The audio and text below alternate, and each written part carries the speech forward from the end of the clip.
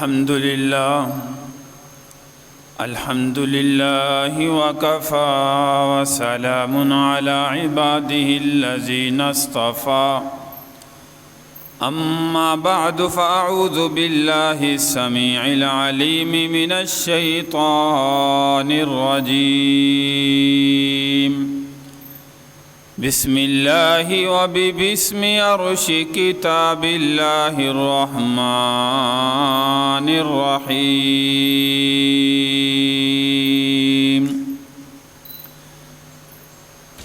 لئن شكرتم لأزيدنكم ولئن كفرتم إن عذابي لشديد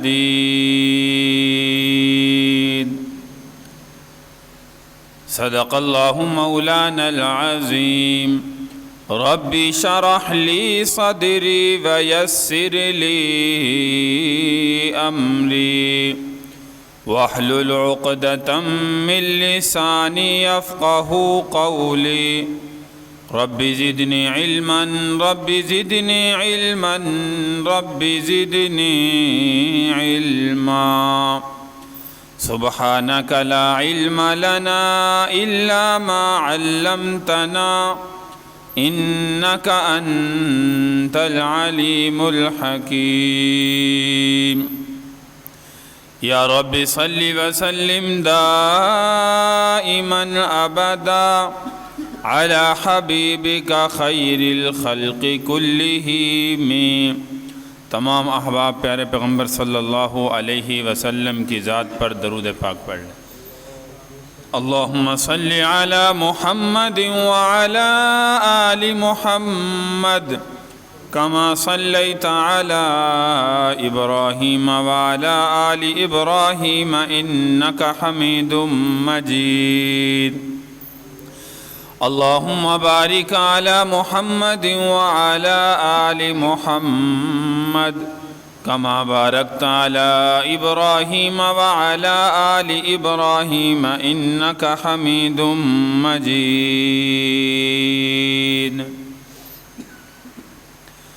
قابل صد احترام سامعین کرام، بزرگوں، دوستوں، پردہ نشین ماں بہنوں، عیسوی کیلنڈر کے مطابق جیسا کہ آپ جانتے ہیں اگست کا مہینہ چل رہا ہے اور آج تقریباً 15 اگست 2025 ہے. کل گزشتہ 14 اگست کا دن تھا، وہ دن کہ جس دن اللہ تبارک و تعالی نے ہمیں آزادی عطا فرمائی. 14 اگست 1947 کا دن، جس دن اللہ تبارک و تعالی نے ایک آزاد ملک عطا فرمایا اور ہم مسلمانوں کو آزادی عطا فرمائی. گزشتہ بھی تفصیلاً کلام مجید فرقان حمید کی آیت مبارکہ کی روشنی میں آزادی کی صورت میں ملنے والی نعمت کا تذکرہ آپ کے سامنے کیا گیا کہ اللہ تبارک و تعالی نے جو یہ آزادی عطا فرمائی ہے اس کی قدر کریں. جو ایک امانت عطا کی ہے اس میں خیانت کرنے سے اپنے آپ کو بچانے کی کوشش کریں. اور جو ملک پاکستان اللہ نے ایک آزاد ہمیں عطا کیا ہے، اس ملک کے ساتھ حقیقی محبت کرنے والے بنیں. ایسی محبت جو ایک انسان کو اپنے وطن کے ساتھ، اپنے ملک کے ساتھ حقیقی محبت جو ہے وہ ہوتی ہے. دیکھیے اللہ تبارک و تعالی نے ہمیں 2 صدی کے بعد ایک آزاد ملک عطا فرمایا. آپ جانتے ہیں کہ ہندوستان کے اندر مسلمان اور ہندو جو ہے وہ اکٹھے رہتے تھے. یہ ملک علیحدہ جو بنا یہ اسلام کے نام پہ بنا. یہ ایسا نہیں کہ مسلمانوں کے لیے صرف ایک ملک بنا. آزاد ملک جو بنا ہے یہ اسلام کے نام پہ بنا ہے، مسلمان کے لیے صرف جو ہے وہ نہیں بنا کہ اس کے بنانے کا مقصد صرف یہ ہو کہ یہ صرف مسلمانوں کے لیے بن رہا ہے. مسلمان اس وقت بھی یاد رکھیے کہ پاکستان سے زیادہ ہندوستان میں بس رہے ہیں، لیکن یہ ایک آزادی اللہ نے عطا کی ہے یہ ایک بہت بڑی جو ہے وہ نعمت ہے جو اللہ تبارک و تعالی نے ہمیں جو ہے وہ عطا کی۔ تقریباً 78 سال گزر چکے ہیں، 78 سال کے بعد بھی ہم اس ملک پاکستان کے اندر جو ہے وہ زندگی گزار رہے ہیں۔ تو میں نے کہا کہ یہ اسلام کے نام پر اللہ نے ہمیں جو ہے یہ ملک عطا فرمایا۔ قائد اعظم محمد علی جناح نے جب یہ پیشکش علماء کے سامنے کی، مولانا حکیم الامت اشرف علی تھانوی رحمۃ اللہ علیہ جن کی وفات 1943 کے اندر ہوتی ہے، لیکن ایک ملک جو علیحدہ بنتا ہے یہ 1947 کے اندر بنتا ہے۔ قائد اعظم نے جب ان کے سامنے یہ فرمائش کی کہ میں اسلام کے نام پر ایک علیحدہ ملک بنانا چاہتا ہوں، تو یاد رکھیے کہ ان علماء نے سب سے زیادہ قائد اعظم کی جو ہے وہ سپورٹ کی۔ 1943 کے اندر یہ وفات پائے، اس کے بعد علامہ شبیر احمد عثمانی رحمۃ اللہ علیہ انہوں نے جو ہے وہ قائد اعظم محمد علی جناح کا جو ہے وہ ساتھ دیا، اور قائد اعظم محمد علی جناح خود فرماتے ہیں اگر اس ملک کے بنانے میں علماء میرا ساتھ نہ دیتے تو شاید یہ علیحدہ ملک جو ہے وہ کسی حال کے اندر بھی نہ بنتا۔ علماء نے جتنی قربانیاں دی، جتنا ساتھ دیا، قائد اعظم خود اس کا جو ہے وہ زندگی میں اعتراف کرتے ہوئے نظر آتے ہیں۔ یہی وجہ ہے کہ جب آخری لمحات کے اندر قائد اعظم محمد علی جناح نے فرمایا کہ جب میں دنیا سے چلا جاؤں میرا جنازہ بھی علامہ شبیر احمد عثمانی جو ہے وہ خود پڑھائے گا۔ ایک علماء کے ساتھ محبت کہ ان مشکل وقت کے اندر علماء نے جو ان کا ساتھ دیا، ایک تحریک چلائی، انگریز سے جو ہے وہ آزادی حاصل کرنا چاہیے۔ یاد رکھیے کہ مسلمان کا سب سے بڑا دشمن جو ہے وہ یہودی ہے۔ لَتَجِدَنَّ أَشَدَّ النَّاسِ عَدَاوَةً لِلَّذِينَ آمَنُوا الْيَهُودَ وَالَّذِينَ أَشْرَكُوا، اللہ کلام مجید میں فرما رہے ہیں سب سے بڑا مسلمان کا دشمن جو ہے وہ یہودی ہے۔ اس وقت دیکھیے فلسطین کے اندر کتنا بڑا ظلم جو ہے وہ یہودی کر رہے ہیں، معصوم بچوں کو بھی ذبح کر رہے ہیں، بڑوں کو بھی، عورتوں کو بھی، بزرگوں کو بھی، کسی حال کے اندر جو ہے وہ ان کو جو ہے وہ نہیں بخش رہے۔ اور اتنا بڑا ظلم، یہ صرف اسلام دشمنی، مسلمان سے دشمنی، تو میں نے کہا سب سے بڑا دشمن جو ہے وہ یہودی مسلمان کا ہے، لیکن ہندو بھی دشمنی کے اندر جو ہے وہ مسلمان سے جو ہے وہ کم نہیں ہے۔ ہندو بھی مسلمان کے ساتھ دشمنی رکھتا ہے۔ تو بر صغیر کے اندر جب انگریز سے ایک تحریک چلائی، انگریز سے ہمیں آزادی ملے، تو ساتھ ہی قائد اعظم نے، علماء نے یہ سوچا کہ جب ہمیں انگریز سے اللہ آزادی عطا فرمائے کسی صورت کے اندر، تو ہمیں ہندوؤں سے بھی جو ہے وہ آزادی ملنی چاہیے۔ یہ نہ ہو کہ انگریز سے آزادی ملنے کے بعد پھر ہندوؤں کی غلامی کے اندر ہم آ جائیں۔ پہلے انگریز سے جان چھوٹے، پھر جو ہے وہ ہندوؤں کے چنگل کے اندر پھنس جائیں۔ جیسے آج دیکھیے مقبوضہ کشمیر کے اندر کئی عرصہ دراز سے تقریباً 50 لاکھ کے قریب جو ہے وہ ہندوستان کی فوج مقبوضہ کشمیر پر کئی عرصہ دراز سے مسلط ہے۔ ان کا کام صرف یہ ہے کہ ان پر جو ہے وہ ظلم کرتے رہو، اور ان کو اللہ کا نام نہ لینے دو، ان کو نماز نہ پڑھنے دو، ان کو جمعہ کی جماعت نہ کروانے دو۔ یہ صرف آزادی جو ہے وہ اللہ تبارک و تعالی نے جو ہمیں 14 اگست 1947 میں آزادی عطا فرمائی ہے، قائد اعظم محمد علی جناح نے صرف یہ سوچا اسلام کے نام پر ایک علیحدہ ریاست جو ہے وہ معرض وجود کے اندر آ جائے۔ یہی وجہ کہ آج ہماری اسمبلی کے دروازے پر دیکھیں، وہاں پہ لکھا ہوا لا الہ الا اللہ محمد الرسول اللہ، جس کا مطلب یہ ہے کہ یہاں پہ صرف اور صرف جو فیصلے ہوں گے وہ اسلام کی بنیاد پر ہوں گے، قرآن کے مطابق ہوں گے۔ لیکن افسوس کہ آج ہمارے اسمبلی کے اندر فیصلے بھی، جو بھی فیصلے ہو رہے ہیں وہ قرآن و حدیث کی مخالفت میں ہو رہے ہیں، آج انگریزوں کے کہنے پہ ہو رہے ہیں۔ ہمارا نظام تعلیم آج ہمارے سامنے ہے کہ جو انگریز قانون متعین کرتے ہیں اسی کے مطابق ہمارے اسکولوں کے، کالجوں کے، یونیورسٹی کے قانون جو ہے وہ نافذ ہو رہے ہیں۔ تو میں ذکر کر رہا تھا کہ مقبوضہ کشمیر کے لوگوں سے پوچھیں آزادی کیا ہوتی ہے۔ آج جو اللہ نے ایک آزاد ملک ہمیں عطا کیا ہے، اللہ کی ذات کا سب سے پہلے اس پر شکر ادا کرنے والے بنے۔ تو 14 اگست ہمارے لیے ایک سمجھے کہ یوم تشکر بھی ہے اور یوم احتساب بھی ہے۔ یوم تشکر بھی ہے، یوم احتساب بھی ہے۔ یوم تشکر تو اس لیے ہے کہ ہم اللہ کی ذات کا شکر ادا کریں، اللہ نے ہمیں آزادی عطا فرمائی، اپنے ملک کے اندر رہ کر ہمارے اوپر مسلکی جو ہے وہ آزادی ہے، مذہبی آزادی ہے۔ ہمیں یہاں پہ کوئی پوچھنے والا نہیں ہے کہ تو نماز کیوں پڑھ رہا ہے، تو مسجد میں کیوں جا رہا ہے، مسجد میں نہیں جا سکتا، قرآن کی تلاوت نہیں کر سکتا، تو یہ نہیں کر سکتا، وہ نہیں کر سکتا۔ آج ہم اس آزادی سے جو ہے وہ پاک ہیں۔ اسی لیے اللہ نے ہمیں 14 اگست 1947 کے اندر، آج سے 78 سال پہلے علماء کی قربانیوں کے بعد ملک پاکستان آزادی کی صورت کے اندر جو ہے وہ ہمیں عطا فرمایا۔ تو اس لیے اس بات پر اللہ کی ذات کا شکر ادا کریں۔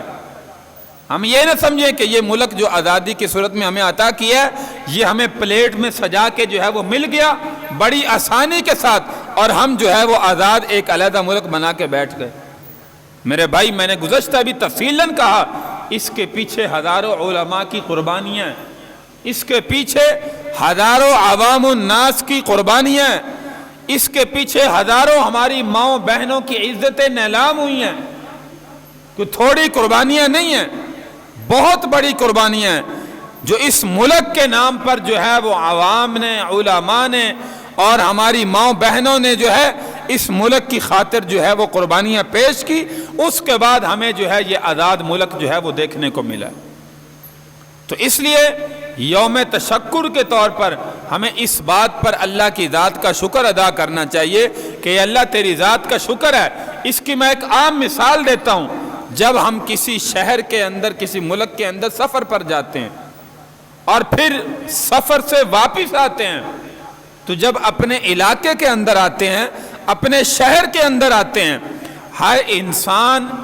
اس جو ہے وہ اس چیز کو محسوس کرے گا۔ جب اپنے شہر میں واپس لوٹتے ہیں، اپنا علاقہ، اپنا وطن، اپنا شہر، اپنا ملک نظر آتا ہے، تو ایک عجیب سی خوشی جو ہے وہ ہمیں محسوس ہوتی ہے کہ ہم اپنے ملک کے اندر واپس آ گئے ہیں،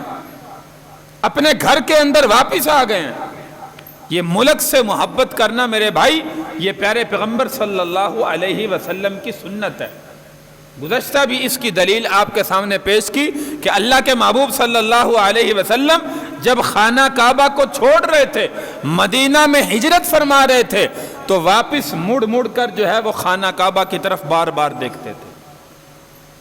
اور کہتے تھے کہ خانہ کعبہ، اللہ کے گھر تو مجھے بڑا محبوب ہے، میں تجھ سے محمد الرسول اللہ بڑی محبت کرتا ہوں۔ خانہ کعبہ کو دیکھ کے کہتے تھے تیری قوم کے لوگ مجھے یہاں رہنے نہیں دیتے، اللہ نے حکم فرمایا کہ اس کو چھوڑ کے مدینہ میں ہجرت کر جاؤ، ورنہ چھوڑنے کو دل نہیں چاہتا، اس لیے بڑی محبت ہے۔ اور میں یہاں پہ ایک وظیفہ بھی جب بھی اس بات کا ذکر کرتا ہوں، ان الذی فرض علیک القرآن لرادک الی معاد، اللہ کے نبی صلی اللہ علیہ وسلم نے یہ آیت مبارکہ جو ہے وہ تلاوت فرمائی، اور یہ ایک علماء وظیفہ بھی بتاتے ہیں کہ جو بندہ بھی خانہ کعبہ میں جائے، اللہ جس کو حج کی، عمرہ کی سعادت عطا فرمائے، اللہ بار بار ہم سب کو زندگی میں حج اور عمرہ کی سعادتیں عطا فرمائے۔ اونچی آواز سے آمین کہیں۔ اللہ بار بار زندگی میں حج اور عمرہ کی سعادت عطا فرمائے۔ تو فرمایا کہ جو بھی مسلمان ملتزم کے سامنے کھڑا ہو کر، ملتزم وہ جگہ کہلاتی ہے جو خانہ کعبہ کے دروازے اور حجر اسود کے درمیان کا جو ہے وہ حصہ ہے، یہاں پر جو ہے وہ کھڑا ہو کر اپنی انگلی کے ساتھ یا اپنی انگلی کے اشارے کے ساتھ دور کھڑا ہو کے بھی فرمایا ان الذی فرض علیک القرآن لرادک الی معاد، یہ آیت مبارکہ تحریر کرتا ہے انگلی کے اشارے سے یا قریب جا کے یا دور کھڑے ہو کے، اور جس نام لے کر جو بھی اپنی زبان سے نام لیتا ہے یا اپنی نیت کرتا ہے، اپنا ارادہ کرتا ہے، اللہ تبارک و تعالی اس کو مرنے سے پہلے زندگی میں انشاءاللہ ضرور حج یا عمرہ کی سعادت عطا فرمائے۔ یہ ایک علماء اکابر نے جو ہے وہ وظیفہ بتلایا۔ تو اللہ کے محبوب صلی اللہ علیہ وسلم جب خانہ کعبہ کو چھوڑ کے جا رہے تھے تو بار بار مڑ کر دیکھتے تھے اور کہتے تھے کہ خانہ کعبہ، اللہ کے گھر تجھے چھوڑنے کو دل نہیں چاہتا، لیکن کیا کروں کہ تیری قوم کے لوگ مجھے یہاں پہ رہنے نہیں دیتے، اس لیے اللہ نے حکم فرمایا ہے یہاں سے ہجرت کر کے مدینہ کے اندر جو ہے وہ چلا جاؤں۔ اور آپ جانتے ہیں کہ اللہ کے محبوب صلی اللہ علیہ وسلم جب مدینہ میں ہجرت فرما کر پہنچے، مدینہ کا نام اس سے پہلے یثرب تھا۔ یثرب کا معنی بیماریوں کا گھر،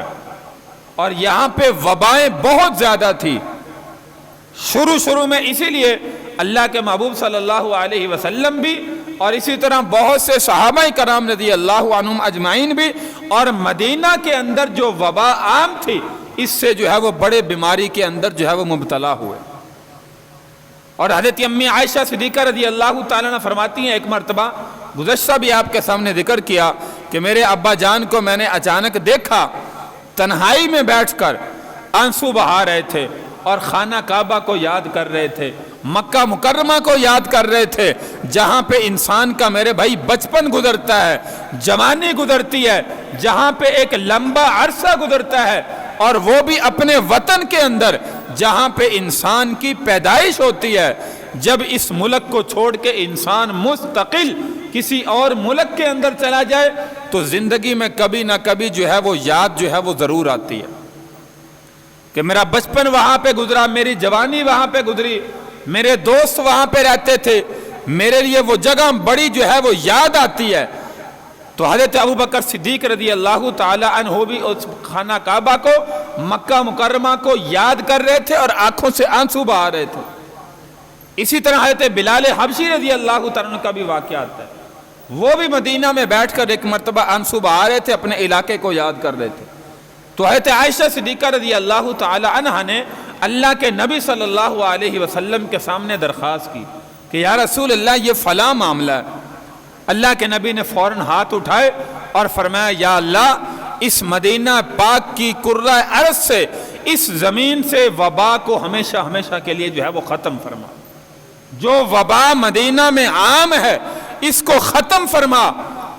اور یہاں پہ جو ہے وہ شفا ہی شفا عطا فرما۔ دوسری دعا اللہ کے نبی نے فرمائی یا الہ العالمین، جیسے ہمارے دلوں میں مکہ کی محبت ہے، خانہ کعبہ کی محبت ہے، اس سے بھی کہیں زیادہ مدینہ کی محبت ہمارے دلوں میں جو ہے وہ پیدا فرما۔ یہی وجہ ہے کہ اس کے بعد اللہ کے محبوب صلی اللہ علیہ وسلم کے دل میں بھی مدینہ کی محبت بڑھ گئی۔ حضرت ابوبکر صدیق رضی اللہ تعالی عنہ اور تمام تر صحابہ کرام رضی اللہ عنہم اجمعین کے دلوں میں مکہ سے زیادہ، اپنے وطن سے زیادہ، اپنے علاقے سے زیادہ مدینہ کی محبت جو ہے وہ گھر کر گئی۔ اسی لیے فرمایا ما بین بیتی و منبری روضۃ من ریاض الجنہ، اللہ کے نبی صلی اللہ علیہ وسلم۔ اسی لیے ہمارا ایمان اور عقیدہ ہے کہ کائنات میں سب سے معزز شہر، معزز ملک، سب سے پہلے ہمارے ایمان کی حیثیت کے مطابق جو ہے سب سے پہلے خانہ کعبہ اور مدینہ منورہ ہے، مکہ مکرمہ اور مدینہ منورہ ہے۔ اس کے بعد سب سے زیادہ اہمیت ہمارے لیے ہمارے وطن ملک پاکستان کی جو ہے وہ محبت ہے۔ تو یہ اللہ کے محبوب صلی اللہ علیہ وسلم کی سنت بھی ہے اپنے وطن سے محبت کرنا، کہ جو اللہ کے نبی صلی اللہ علیہ وسلم کے دل میں بھی محبت ملی ہے، آپ نے اس کا اظہار فرمایا ہے۔ تو اس لیے یوم تشکر کے طور پر میں نے کہا 14 اگست جب بھی زندگی میں آئے،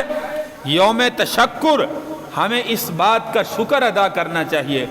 اس بات پر جو ہے وہ اللہ کی ذات کا شکر ادا کریں۔ اللہ نے ایک آزاد ملک جو ہے وہ ہمیں آزاد ریاست جو ہے وہ ملک پاکستان جو ہے وہ عطا فرمایا۔ تو میں نے کہا آزادی کی نعمت ان سے پوچھیں جو آزاد نہیں ہیں، جو کسی کی غلامی میں زندگی گزار رہے ہیں، جیسے مقبوضہ کشمیر کی مثال آپ کے سامنے دی، اتنی لاکھ فوج ہندوستان نے مقبوضہ کشمیر پر مسلط کی ہوئی ہے، جو نہ ان کو نماز پڑھنے دیتے ہیں، نہ اسی طرح جو ہے وہ قرآن کی تلاوت کرنے دیتے ہیں، نہ مساجد میں آنے کی اجازت ہے۔ یہاں پہ اللہ کی ذات کا شکر ہے، ہمیں اس بات کی جو ہے وہ آزادی ہے، مذہب کے نام کی آزادی اللہ نے اس ملک میں ہمیں عطا کی ہے۔ تو اس بات پر اللہ کی ذات کا جو ہے وہ شکر ادا کریں، اللہ نے یہ نعمت، یہ آزادی ہمیں جو ہے وہ عطا فرمائی۔ اور کب عطا فرمائی؟ یاد رکھیے کہ اللہ تبارک و تعالی نے اسلام کے نام پہ پوری دنیا میں 2 ریاستیں عطا فرمائی، ایک مدینہ منورہ اور دوسری ملک پاکستان کی ریاست۔ اور کس دن عطا فرمائی؟ یہ بھی یاد رکھیے کہ 14 اگست اور 15 اگست کی درمیانی رات کو اللہ نے یہ ملک پاکستان کی جو آزادی ہے، ملک کا نام علیحدہ جو یہ ملک بنا ہے، اس کا اعلان 14 اور 15 کی درمیانی رات کو جو ہے وہ اس کا اعلان ہوا۔ اور اس وقت رمضان کا آخری عشرہ تھا، 27 شب تھی، لیلۃ القدر کی رات تھی، جمعۃ المبارک کا دن تھا۔ اتنی بابرکت رات میں، بابرکت مہینے میں، بابرکت جو ہے وہ رات میں، بابرکت دن میں اللہ تبارک و تعالی نے یہ ملک پاکستان ہمیں آزادی کی صورت کے اندر جو ہے وہ عطا فرمایا۔ ہونا تو یہ چاہیے تھا کہ اسلامی اعتبار سے جب بھی 27 شب ہماری زندگی میں آتی، رمضان کا آخری عشرہ آتا، اس وقت جو ہے وہ ہم آزادی کے نام پر جو ہے وہ اس دن کو جو ہے وہ اس دنیا میں مناتے۔ لیکن چونکہ بعد میں مشورے کے طور پر 14 اگست کا جو ہے وہ اعلان کیا گیا کہ جب بھی زندگی میں 14 اگست آئے گا عیسوی کیلنڈر کے مطابق، اس وقت جو ہے یہ 14 اگست کے نام پر ملک پاکستان کی آزادی کی صورت کے اندر جو ہے وہ منایا جائے گا۔ ورنہ ہونا تو یہی چاہیے تھا، اسلام کے نام پر ملک بنا ہے، اسلامی ریاست ملی ہے، اللہ نے آزادی عطا فرمائی ہے، 27 شب میں عطا فرمائی، لیلۃ القدر میں عطا فرمائی، رمضان کی آخری جو ہے وہ عشرے میں عطا فرمائی، جمعۃ المبارک کی رات میں عطا فرمائی۔ تو جب بھی زندگی میں یہ دن آتا، اس دن جو ہے وہ ہم آزادی کی صورت کے اندر اس دن کو جو ہے وہ یوم تشکر مناتے۔ لیکن چونکہ بعد میں بزرگوں کے مشورے سے 14 اگست کا دن جو ہے وہ طے فرمایا، جو کل گزشتہ ہمارا تھا 14 اگست 2025، 78 سال ہمیں آزادی ملے جو ہے وہ ہو گئے ہیں۔ تو میں نے کہا کہ اس بات پر اللہ کی ذات کا جو ہے وہ شکر ادا کریں۔ اور دوسرا، یہ دن یوم تشکر کے ساتھ ساتھ جو ہے وہ یوم احتساب بھی ہے۔ یوم احتساب اس لیے ہے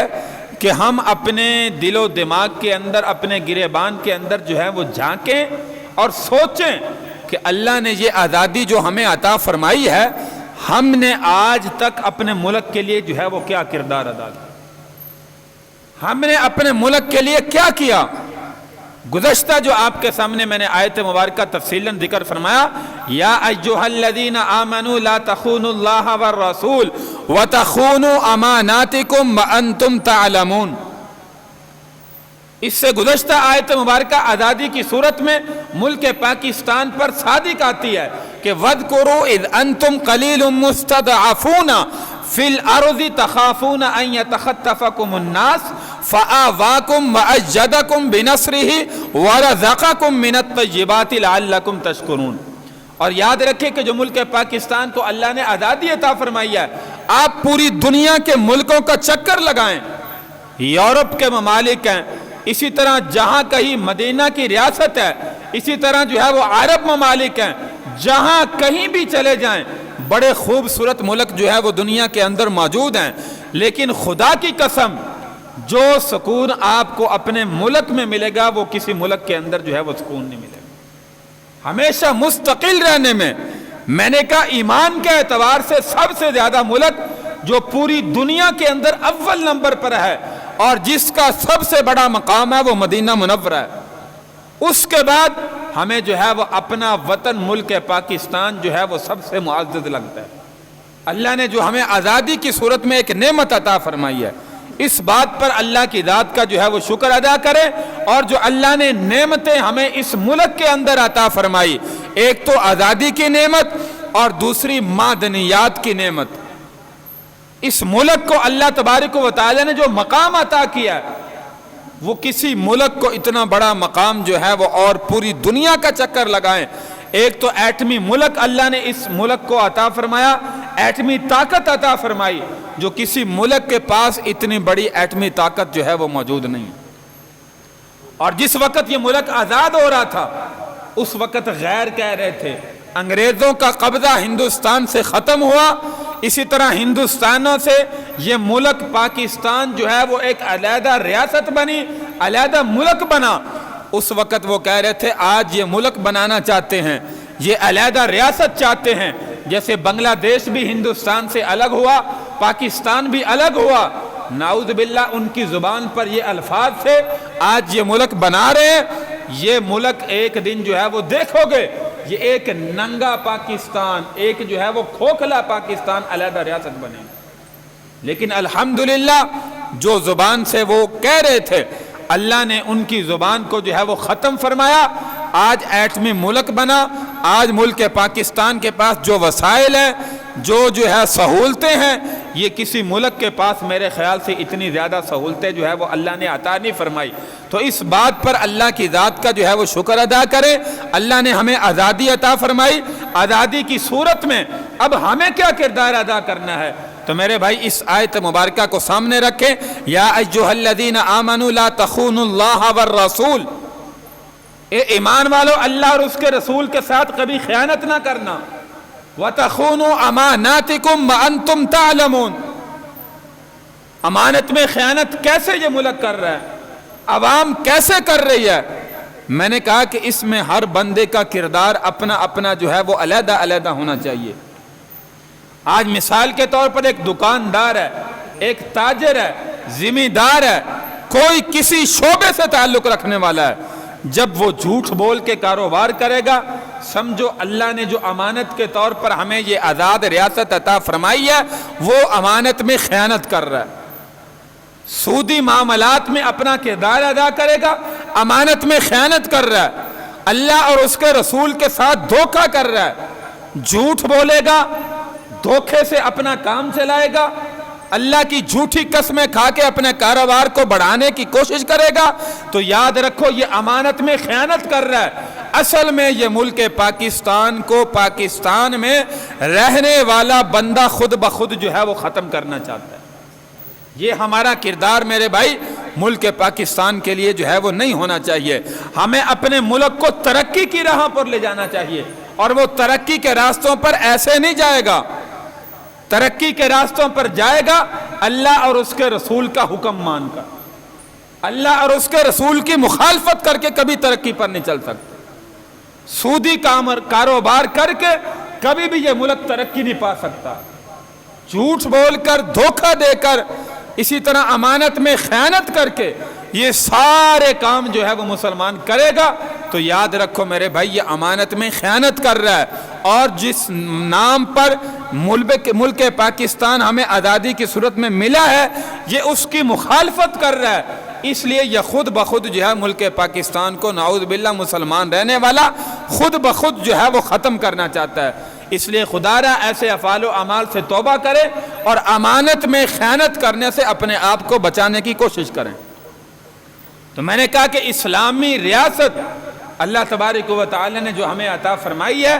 اسمبلی کے باہر بھی میں نے کہا لا الہ الا اللہ محمد الرسول اللہ۔ کئی عرصہ دراز کے بعد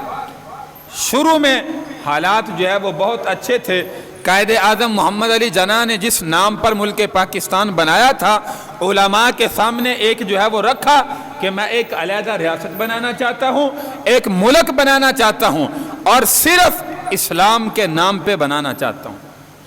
اسی لیے علماء نے قائد اعظم کا جو ہے وہ ساتھ دیا، اور سب سے زیادہ علماء نے ساتھ دیا۔ میں نے شروع میں کہا کہ قائد اعظم محمد علی جناح نے خود اعتراف کیا، اگر یہاں پہ ہندوستان کی علماء میرا ساتھ پاکستان بنانے میں نہ دیتے تو شاید میں جو ہے وہ ملک پاکستان علیحدہ نہ بنا سکتا۔ یہاں پہ کچھ لوگ اعتراض کرتے ہیں کہ کچھ علماء تو ایسے تھے جنہوں نے ملک پاکستان کی مخالفت کی ہے کہ پاکستان نہیں بننا چاہیے، جن میں حسین احمد مدنی رحمۃ اللہ علیہ۔ یاد رکھیے کہ انہی علماء کے تاریخ کی کتابوں میں موجود ہے جو لوگ اعتراض کرتے ہیں، لیکن جب یہ علیحدہ ریاست بن گئی، انہی علماء کا جو ہے وہ بیان تھا، ان کا فتویٰ تھا، بلکہ انہوں نے کہا کہ جب ایک مسجد نہیں بنتی اس کے بننے میں پہلے اعتراض ہو سکتا ہے کہ فلاں جگہ پہ بنائیں، فلاں جگہ پہ بنائیں، فلاں جگہ پہ بنائیں، پہلے مشورے ہوتے ہیں، ہر ایک کی رائے مختلف ہوتی ہے، لیکن جب ایک مسجد بن جاتی ہے اس کے بعد وہ ہمیشہ ہمیشہ قیامت تک جو ہے وہ مسجد قائم رہتی ہے۔ تو ان علماء نے پاکستان کو مسجد کے ساتھ تشبیہ دی، انہوں نے بعد میں فتویٰ دیا کہ اب وہ ریاست بن چکی ہے، لہذا اس کی حفاظت کرنا ہر ایک مسلمان کی ذمہ داری ہے، ہر ایک انسان کا اپنا کردار ہونا چاہیے، یہ نہیں کہ اب بن گیا تو اب مخالفت کریں۔ جن کو جو پہلے مخالفت کر رہے تھے انہوں نے بھی یہ بیان جاری کیا، بلکہ فتویٰ دیا کہ یہ ایک مسجد کی طرح ہے، اب لہذا ملک پاکستان بن چکا ہے، اس کی حفاظت کرنا ہر ایک مسلمان کی، ہر ایمان والے کی ذمہ داری ہے۔ تو میرے بھائی، میں نے کہا یہ اسلام کے نام پر ملک پاکستان بنا، ہر بندہ اپنے ذہن میں رکھے، اسمبلی کے باہر میں بار بار کہہ رہا ہوں لا الہ الا اللہ محمد الرسول اللہ، جس کا مطلب یہ ہے کہ اندر جو بھی قانون بنے گا وہ قرآن کے مطابق بنے گا، احادیث کے مطابق بنے گا، اسلامی نظریے کے مطابق بنے گا۔ لیکن افسوس آج ہم دیکھ رہے ہیں کہ ملک پاکستان کے اندر بننے والے قانون قرآن و سنت کے جو ہے وہ خلاف بن رہے ہیں۔ اللہ کرے وہ دن آئے کہ جب ہماری اسمبلی میں ملک پاکستان میں مکمل طور پر قانون جو ہے وہ قرآن و حدیث کے مطابق جو ہے وہ نافذ ہو جائے۔ اللہ کرے وہ دن زندگی میں آئے کہ جو اصل مقصد اس ملک کا تھا، اس مقصد کے تحت جو ہے یہ ملک پاکستان جو ہے وہ آزاد ہو۔ آج بھی قانونی لحاظ سے ملک پاکستان جو ہے وہ آزاد نہیں ہے۔ نظام تعلیم دیکھ لیں اور اسی طرح جو ہے وہ آئین کے مطابق دیکھ لیں، جو بھی ہمارے فیصلے ہو رہے ہیں قرآن و حدیث کی مخالفت میں ہو رہے ہیں۔ اور سکول، کالج، یونیورسٹی کا نظام دیکھیں، جو وہاں سے طے ہوتا ہے وہی ملک پاکستان کے اندر نعوذ باللہ نافذ کیا جاتا ہے۔ اور کئی عرصہ دراز سے مدارس کے اندر بھی یہ کوشش کی جا رہی ہے کہ ان کے بنائے ہوئے قانون کے مطابق جو قانون وہ بنائے وہ مدارس کے اندر بھی نصاب تعلیم جو ہے وہ پڑھایا جائے۔ لیکن الحمدللہ ثم الحمدللہ میں کہوں گا، یہاں پہ ملک پاکستان میں اس وقت بھی علماء کا کردار ہے، اس وقت بھی علماء آواز اٹھاتے ہیں، اور ان کا قانون مدارس کے اندر آج تک جو ہے وہ داخل نہیں ہو سکا، کیونکہ ان کی تو کوشش ہے کہ مدارس کے اندر بھی ہمارا نصاب تعلیم جائے، جو قرآن و حدیث کی یہاں پہ صدائیں لگ رہی ہیں یہ بھی ختم ہو، ہمارا انگریزی قانون نصاب جو ہے مدارس کے اندر بھی داخل ہو۔ لیکن الحمدللہ علماء ہر میدان کے اندر جو ہے وہ قربانیاں دیتے نظر آئے۔ جب پاکستان علیحدہ ریاست بنی اس وقت بھی علماء نے قربانیاں دی، آج بھی الحمدللہ جو ہے وہ علماء قربانیاں دے رہے ہیں۔ یہی وجہ ہے کہ آج دیکھیے گزشتہ چند دن پہلے اسلام آباد کے اندر مدنی مسجد کو راتوں رات گرا دیا گیا، اور گرانے کے بعد صبح جا کے عوام نے دیکھا وہاں پہ نعوذ باللہ پودے لگے ہوئے۔ یہ میرے بھائی انگریز کی کوشش ہے کہ ملک پاکستان کے اندر ہمارا قانون نافذ ہو۔ انہوں نے علیحدہ ملک تو بنا لیا، کبھی IMF کے ذریعے، کبھی کیسے۔ اکثر ہم سمجھتے بھی ہیں، جانتے بھی ہیں کہ ہمارا پیدا ہونے والا بچہ بھی قرض کے اندر جو ہے وہ ڈوبا ہوا ہے۔ یہ کس وجہ سے ہے؟ حالانکہ عوام کو تو اس وقت بھی لوٹا جا رہا ہے، بلوں کے نام پر، ٹیکس کے نام پر، ہر چیز کے نام پر۔ عوام تو سارا پیسہ نہیں کھا رہی۔ تو اس لیے میرے بھائی یہ راتوں رات مساجد کا گرنا، صبح کو وہاں پہ خالی جگہ نظر آنا، یہ میرے بھائی منصوبوں کے تحت ہو رہا ہے، سازش کے تحت ہو رہا ہے، ورنہ ملک پاکستان کے اندر یہ ممکن ہی نہیں ہے کہ ایسا قانون جو ہے وہ نعوذ باللہ نافذ ہو جائے۔ تو اس لیے میرے بھائی علماء نے اور عوام الناس نے وہاں پہ جو ہے وہ آپ جانتے ہیں میڈیا کے اندر دیکھا ہوگا، آواز اٹھائی، اور الحمدللہ انہوں نے اعتراف جرم کیا، اور ہماری جو ہے وہ حکومت نے کہا کہ ہم انشاءاللہ یہاں پہ نئی مسجد تعمیر کر کے دیں گے، اور 50 مساجد مدارس گرانے کا جو ہے وہ انہوں نے نوٹس جاری کیا تھا، جو الحمدللہ علماء کے کہنے پہ انہوں نے واپس لیا کہ ایک جو غلطی سے گر گئی ہے وہ بھی بنا کے دیں گے، باقی مساجد جو ہے وہ اسلام آباد کے اندر گرد و نواح میں نہیں گرائی جائیں گی۔ تو میرے بھائی یہاں پہ پھر وہی انگریزی قانون نافذ کرنے کی تیاریاں ہو رہی ہیں، مسلسل کوششیں ہو رہی ہیں، آج سے نہیں ہو رہی، کئی عرصہ دراز سے ہو رہی ہیں۔ تو انشاءاللہ العزیز جب تک ہم مسلمان زندہ ہیں، علماء زندہ ہیں، عوام الناس ایمان والے زندہ ہیں،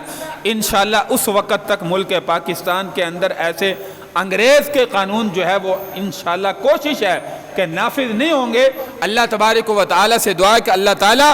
ہماری مساجد کی، مدارس کی، ہماری عوام الناس کی، علماء کی، ہر ایک کے مال جان کی اللہ تبارک و تعالیٰ جو ہے وہ حفاظت فرمائے، اور ہمیں اس ملک پاکستان میں رہ کر